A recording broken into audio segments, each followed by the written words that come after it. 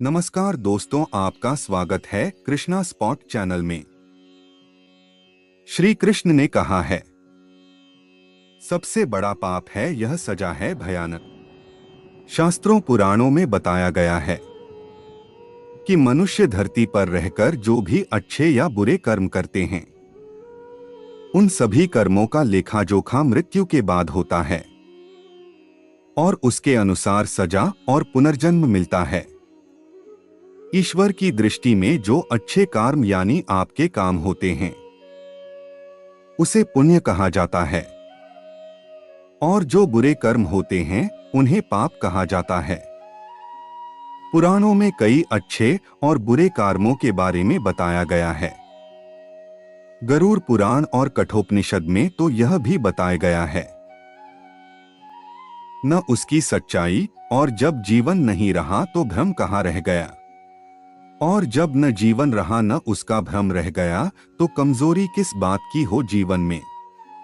पर आप सबके लिए जीवन में बहुत कुछ है, पर मैं जानता हूं कि संसार में जो कुछ भी आपकी आंखों से दिख रहा है, वो सब कुछ मानवीय अज्ञानी चर्मचक्षुओं का भ्रम मात्र है।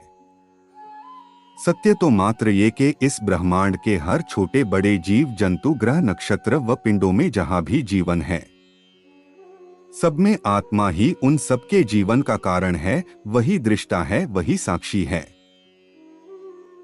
पर यदि कोई इन्हें तत्व से जानकर पूजे या मात्र इनके गुणों का चिंतन मनन व ध्यान धारण करे, तो उससे बड़ा शक्ति संपन्न कोई भी नहीं है। जीवन की सबसे बड़ी कमजोरी यही है कि इन परमतत्व देवी देवताओं का मात्र अलग अलग रूप, रंग व नाम की वजह से अलग अलग मानकर आपस में इन्हें बड़ा छोटा कहकर बहस करना व लड़ना झगड़ना ही जीवन की सबसे बड़ी कमजोरी है। ये सब मात्र आप सबके समझने योग्य बातें लिखी गई हैं, वरना मेरे लिए तो एक परमतत्व ब्रह्म के सिवा न कहीं जीवन है। तब ये संसार उसे भ्रमपूर्ण नजर आता है, जैसे रस्सी में सर्प का भ्रम होता है, उसी प्रकार का ये संसार है। इसलिए जीवन ही जीव का सबसे बड़ा भ्रम है। जीवन की सबसे बड़ी शक्तिहीनता को जानने से पहले आपको ये जानना चाहिए कि जीवन की सबसे बड़ी शक्ति संपन्नता क्या है। जीवन में जो लोग ब्रह्म, विष्णु, महेश, राम, कृष्ण, मुनिगण, ब्रह्मज्ञानी और आत्मज्ञानी को देवता या मात्र भगवान मानकर पूजते हैं, पर तत्व से उन्हें नहीं जानते, ऐसे लोगों को संसारी लाभ व सुख प्राप्त होता ही है। कोई ना आया तो बेचैन हो गया कि यहाँ तो भूख लग रही है, और राम जी आ ही नहीं रहे। भोला मानस जानता नहीं था कि प्रभु साक्षात तो आएंगे नहीं, पर गुरुजी की बात मानना जरूरी है। फिर उसने कहा, देखो प्रभु राम जी, मैं समझ गया कि आप क्यों नहीं आ रहे हैं। मैंने रूखा सूखा बनाया है और आपको तरमाल खाने की आदत है, इसलिए नहीं आ रहे हैं। तो सुनो प्रभु, प्यार का इंतजार सिर्फ वही कर सकता है जो दिल से प्यार करता है, जिस्म से नहीं। जिस व्यक्ति को आप पसंद करते हैं, उसके साथ कुछ बातचीत आपको पूरे दिन खुश रखने के लिए काफी है। एक विधायक के रूप में भी मैं कानून के प्रावधानों को टाल नहीं सका। मेरी चाहत थी राधा और मीरा मुझे चाहती थी, पर मैं हो रुक्मणी का गया। जब तक तेरे मन में राधा कृष्ण का वास है, तब तक तेरे जीवन में प्यार का उत्साह है। 7. राधा के बिना कृष्ण अधूरा है और कृष्ण के बिना राधा की कहानी अधूरी है। 8. प्रेम का आदान प्रदान करते हुए राधा और कृष्ण एक दूसरे को पूर्णतः समझते हैं। 9. दर्द इस बात का नहीं है कि हम आपसे मिल नहीं पाएंगे, बल्कि दर्द इस बात का है कि हम आपको भूल नहीं पाएंगे। प्यार वो खूबसूरत गुनाह है जिससे हर इंसान खुश होता है। उससे प्यार मत करो जिसे तुम चाहते हो, उससे प्यार करो जो तुम्हें चाहता है। प्रेम का लक्ष्य सदैव ईश्वर ही है। तो आप किसी से भी प्यार करोगे, इसमें आपको भगवान की झलक जरूर दिखेगी। होती जिसके पास अच्छाई देखने का सद्गुण मौजूद है, वह पुरुष अपने चरित्र की प्रभा से दुराचारी को भी सदाचारी बना देता है। जय श्री राधे कृष्णा। हे राधे, हमें असत्य से सत्य की ओर, अंधकार से प्रकाश की और तथा मृत्यु से अमृत की और प्रेरित करें। जय श्री राधे। वास्तविकता में हमारी वेदना को सुनने वाला भगवान के सिवाय कोई और नहीं होता है, इसलिए मौन होकर अपनी प्रार्थनाओं को भगवान के समक्ष रखिए, वो सुनते हैं। कृपा है श्री राधे गोविंद। प्यार दो आत्माओं का मिलन होता है, ठीक वैसे ही जैसे प्यार में कृष्ण का नाम राधा और राधा का नाम कृष्ण होता है। हे मंतु, अब कोई तप कर ले, एक पल में 100 बार कृष्ण नाम का जप कर ले। जय श्री राधे कृष्णा। राधा राधा जपने से हो जाएगा तेरा उद्धार, क्योंकि यही वही वो नाम है जिससे कृष्ण को प्यार, जो है माखन चोर, जो है मुरली वाला, वही है हम सबके दुख दूर करने वाला। सांसारिक मोहमाया उपाधियां सभी त्याग कर जो ईश्वर की शरण में जाता है, वह अपने जीवन की सफलता का मार्ग चुन लेता है। ईश्वर सर्वव्यापी है, मेरे तुम्हारे प्रत्येक कण कण में उसका वास है। दिन रात सुबह शाम संपूर्ण गति ईश्वर की ही गति है। ध्यान तथा एकाग्र चित्त तभी होता है जब संतोष का भाव मन में उत्पन्न होता है। ईश्वर की प्राप्ति उसे ही कठिन लगती है जिसे बैठे बिठाए सब मिल जाता है। फिर अगली एकादशी आने से पहले गुरुजी से कहा, गुरुजी ये आपके प्रभु राम जी अकेले क्यों नहीं आते? हर बार कितने सारे लोग ले आते हैं, इस बार अनाज ज्यादा देना। गुरुजी को लगा कहीं यह अनाज बेचता तो नहीं है, देखना पड़ेगा। जाकर भंडार में कहा, इसे जितना अनाज चाहिए दे दो, और छुपकर उसे देखने चल पड़े। रिश्ते मन से बनते हैं, बातों से नहीं। कुछ लोग बहुत सी बातों के बाद भी अपने नहीं होते और कुछ शांत रहकर भी अपने बन जाते हैं। कुछ मिला तो कृष्ण की कृपा मान ली, कुछ खोया तो कृष्ण की इच्छा मान ली। इंसान के लिए दो चीजें बहुत अहम है, ईश्वर का डर और ईश्वर की दर। ईश्वर का डर रहेगा तो इंसान पाप से बचता रहेगा, ईश्वर के दर पर रहेगा तो प्रभु की कृपा बरसती रहेगी। पूरे ब्रह्मांड में जुबान ही एक ऐसी चीज है जहां पर जहर और अमृत एक साथ रहते हैं। श्री कृष्णा की मोटिवेशनल शायरी का उपयोग हम अपने जीवन में भी कर सकते हैं, जो हमें हमारे जीवन के मुश्किल समय में उठने वाले समस्याओं से निपटने में मदद करता है। यह शायरी हमें आत्मविश्वास, संघर्ष के लिए तैयार होने, सहनशीलता और अपने लक्ष्यों की ओर प्रेरित करती है। आपने कई बार सुना होगा कि श्री कृष्ण जी की 16,000 रानियां थीं और वे राजसी और ऐश्वर्य वाला जीवन जीते थे। एक राजा की तरह जीवन जीने के बाद भी लोग उन्हें भगवान की तरह पूजते हैं। भगवान कृष्ण पूजनीय थे और इसीलिए वे पूजनीय थे। श्री कृष्ण जी को कई अलग अलग नामों से जाना जाता है। बचपन में कृष्ण जी को गोपाल, कान्हा, कृष्ण, नंदलाला, कन्हैया आदि नामों से जाना जाता था और आज भी उनके भक्त जन्माष्टमी यानी श्री कृष्ण के जन्मदिन पर वे इसी नाम से बुलाते हैं। अच्छी किस्मत के लोग थोड़ा भी बुरा होने पर भगवान को कोसते हैं और बुरी किस्मत के लोग थोड़ा भी अच्छा होने पर भगवान का स्मरण और धन्यवाद करते हैं। मैं सभी प्राणियों को समान रूप से देखता हूँ, ना मुझे कोई कम प्रिय है ना अधिक, लेकिन जो मेरी प्रेम पूर्वक आराधना करते हैं वो मेरे भीतर रहते हैं और मैं उनके जीवन में आता हूँ। सदैव संदेह करने वाले व्यक्ति के लिए प्रसन्नता ना इस लोक में है ना ही कहीं और। 11 जब तक आपके मन में राधा कृष्ण की चित्रणा है, तब तक आपके जीवन में सुख और शांति की अवधारणा है। 12 प्रेम को व्यक्त करने का सबसे सुंदर तरीका है राधा कृष्ण के वचनों को मन में स्थान देना। 13 राधा कृष्ण का प्यार निरंतर हृदय में उजागर रहता है, जैसे सूरज का तापमान निरंतर बढ़ता रहता है। 16 जब राधा और कृष्ण एक होते हैं तो संसार का विश्वास और प्यार उनके प्रेम में समाया रहता है। 17 राधा कृष्ण का प्यार सदैव विजयी है, क्योंकि वह अद्वितीय है और जगत के सभी बाधाओं को पार करता है। 18 जब आप राधा कृष्ण के प्यार का अनुभव करते हैं तो आप जीवन के सभी अवसरों को प्रेम के रूप में देखते हैं। 25 प्यार का अद्वितीय रंग राधा कृष्ण की कथा में छिपा है, जो हमारे मन को मोह लेता है। 26 राधा कृष्ण का प्यार न सिर्फ आपके जीवन को आदर्श बनाता है, बल्कि आपको एक नया आयाम देता है।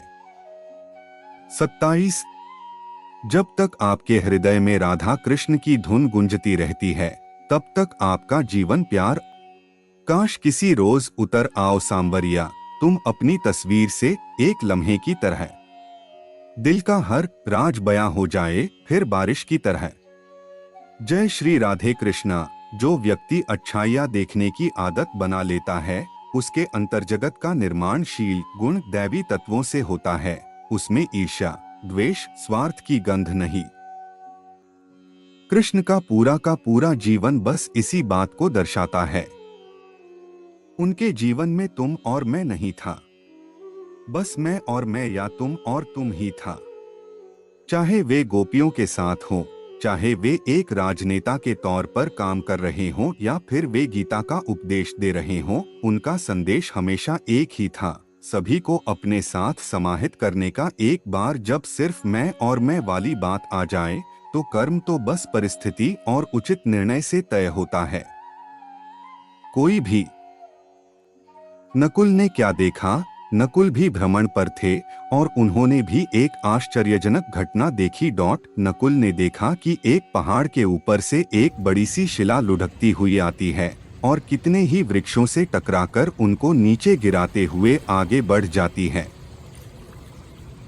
याद रखना, अगर बुरे लोग सिर्फ समझाने से समझ जाते तो बांसुरी बजाने वाला कभी महाभारत नहीं होने देता।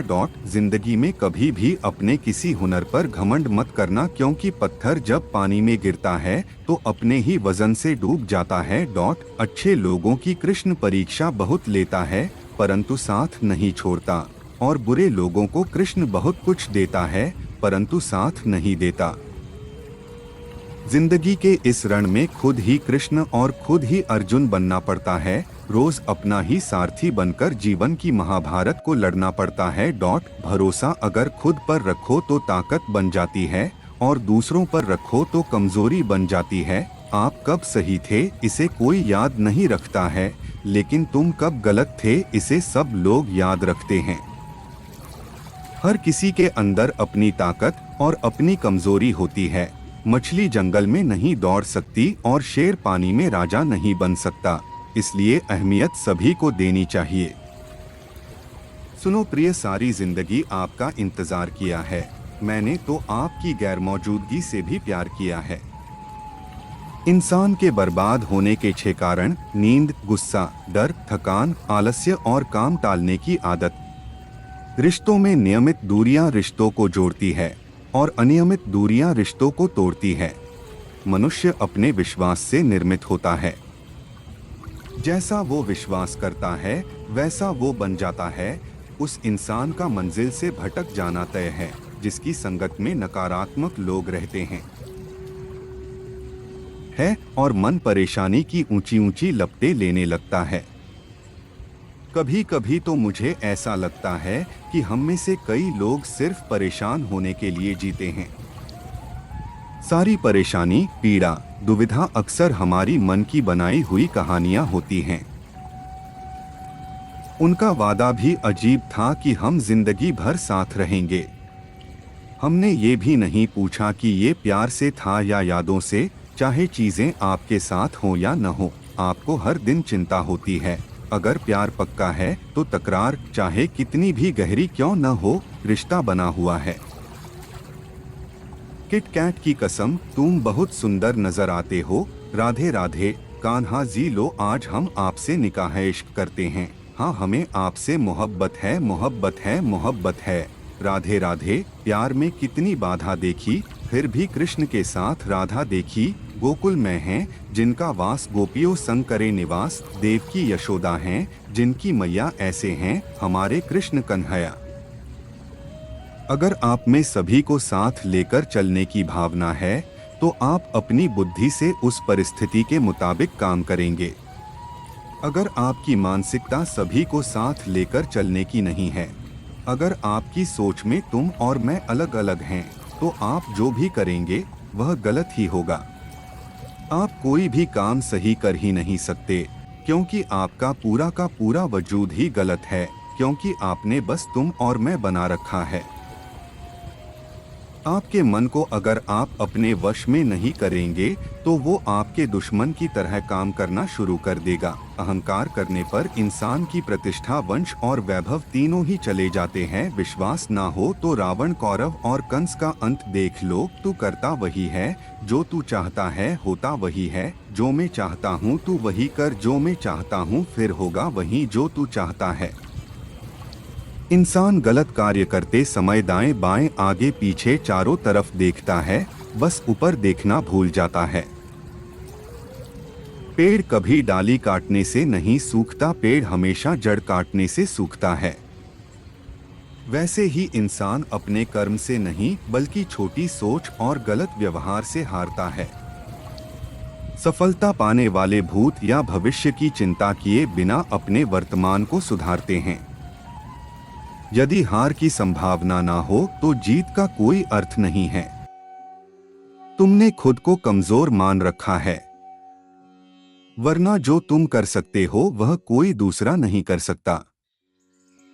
इधर गुरुजी ने देखा खाना तो बना नहीं, भक्त एक कोने में बैठा है। पूछा, बेटा क्या बात है, खाना क्यों नहीं बनाया? बोला, अच्छा किया गुरुजी आप आ गए, देखिए कितने लोग आते हैं प्रभु के साथ। गुरुजी बोले, मुझे तो कुछ नहीं दिख रहा तुम्हारे और अनाज के सिवा। भक्त ने माथा पकड़ लिया, एक तो इतनी मेहनत करवाते हैं, प्रभु भूखा भी रखते हैं और ऊपर से गुरुजी को दिख भी नहीं रहे, यह और बड़ी मुसीबत है।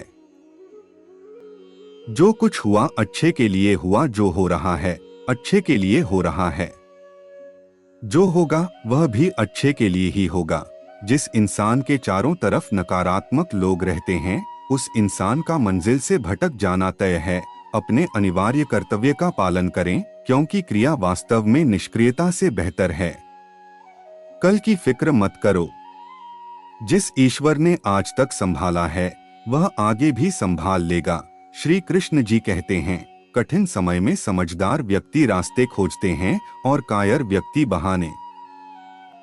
बहुत विनम्रता चाहिए रिश्तों को निभाने के लिए। छलकपट से तो सिर्फ महाभारत रची जाती है। बुरे कर्म करने नहीं पड़ते हो जाते हैं और अच्छे कर्म होते नहीं करने पड़ते हैं। जिंदगी में दो लोगों का होना बहुत जरूरी है। एक कृष्ण जो ना लड़े फिर भी जीत पक्की कर दे, दूसरा कर्ण जो हार सामने हो फिर भी साथ ना छोड़े। अज्ञानी व्यक्ति स्वयं के लाभ के लिए कार्य करते हैं, जबकि बुद्धिमान लोग विश्व के कल्याण के लिए कार्य करते हैं। श्री कृष्णा के विचार सुनने के लिए हमारे चैनल को सब्सक्राइब करें और लाइक करें।